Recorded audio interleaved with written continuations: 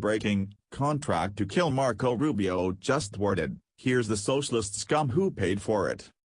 The insignificant communist mecca of Venezuela better watch themselves.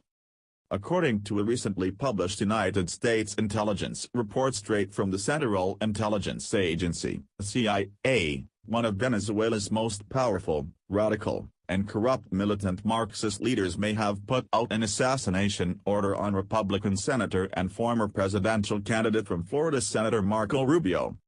Marco Rubio, whose parents immigrated from Cuba to escape the fascist regime of Fidel Castro, is a rabid critic of the South American country's Marxist-style government. Although federal authorities couldn't confirm the threat at this point in time, they are still taking it very seriously. The threat is believed to have come from a Marxist Diosdado Cabello, who is an influential former military chief and lawmaker from the ruling Socialist, Marxist Party who has publicly feuded with Rubio for a few months now over the fact that Venezuelans are so desperate for food that it's now become a humanitarian crisis. The report stated that the scumbag went as far as contacting Mexican hitmen in order to carry out the planned assassination.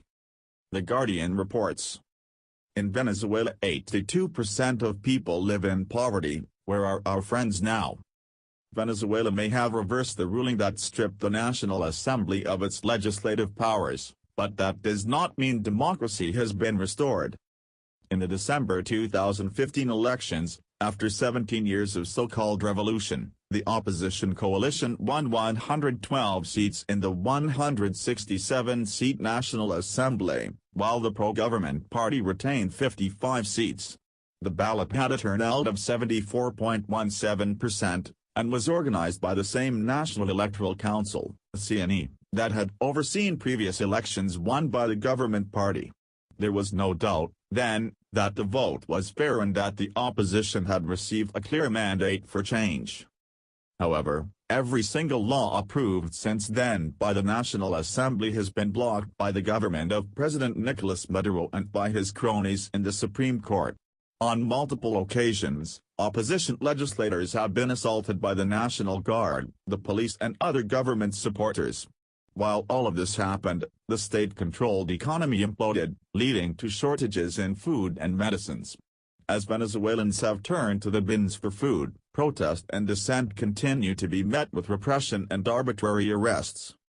So it was not a surprise, last week, that the Organization of American States met to discuss the deterioration of democracy and human rights in Venezuela.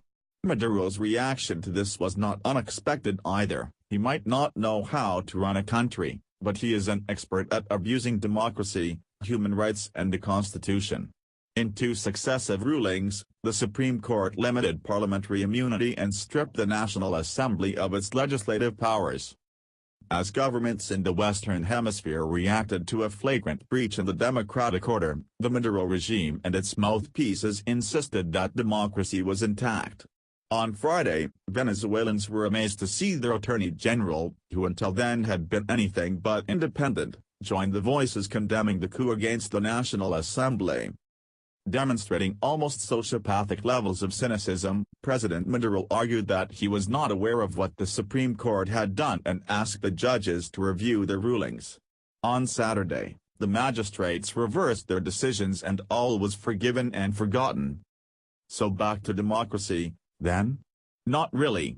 That same Saturday, the National Guard tried to arrest an opposition legislator who they said no longer had parliamentary immunity. On Sunday, the head of an opposition party was arrested for high treason. And, on Monday, opposition legislators were assaulted by government supporters while police stood by.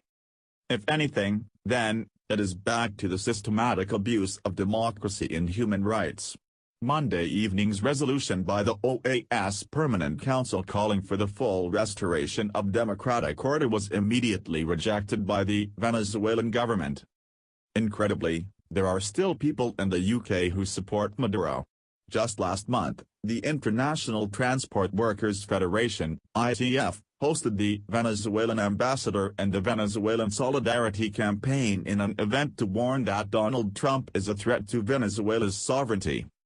As Venezuelans have turned to trash for food, protests continue to be met with repression and arbitrary arrests. One has to wonder if the ITF is aware that, under Hugo Chavez, anti-union discrimination, violations of collective bargaining rights and the non-respect of collective agreements were frequent and persistent in both the public and private sector. The Venezuelan government crushed unions while firing and blacklisting tens of thousands of workers for their political opinions. Is that consistent with the values of one of the biggest union federations in the world? What about the speakers in last month's event? This included labor politicians, academics, anti-war, anti-nuclear and union activists.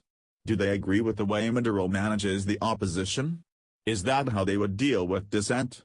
Do they approve of the Venezuelan government's support of the collectivos armed groups that have murdered unarmed protesters?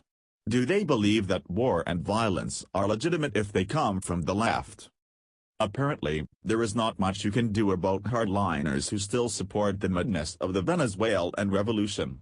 Especially those, like actor Danny Glover, who have received millions of dollars from the Venezuelan government to produce films that, 10 years on, have still not been released. But what about the dozens of politicians and journalists, including the leader of the opposition, who until very recently lauded the achievements of Hugo Chavez and have now gone quiet? They always seemed to suggest that they had the well-being of the Venezuelan people at heart. Now that 82% of households live in poverty, they don't seem interested at all in what's happening in Venezuela. It is a shame, because their voices could really come in handy as the world calls on Maduro to restore democracy and respect human rights. Senator Marco Rubio is very dangerous to the Marxist regime in Venezuela because he has the full ear of U.S. President Donald Trump on the matter and has never been shy about making clear the dire threat that is faced from socialist, Marxist and communist regimes such as what they currently have in Venezuela. A place that has oil but no food, or daily necessities, for its citizens to buy. And to think Bernie Sanders supporters want that here in the U.S. The Venezuelan embassy in Washington declined to comment on the matter Saturday. Venezuela's Ministry of Communication and Information sent out a statement late Sunday saying they could not respond to media queries until Monday, and the messages sent to Cabello's email addresses were not returned. My guess is he better be in hiding by now. Senator Rubio has been issued a high-threat security detail for several weeks now in both his Washington and Miami offices and homes. Sometimes I feel we are living in a bad thriller novel. Please share if want Cabello brought to justice. Thanks for watching. Please subscribe Breaking News 365 channel. Goodbye and see you again.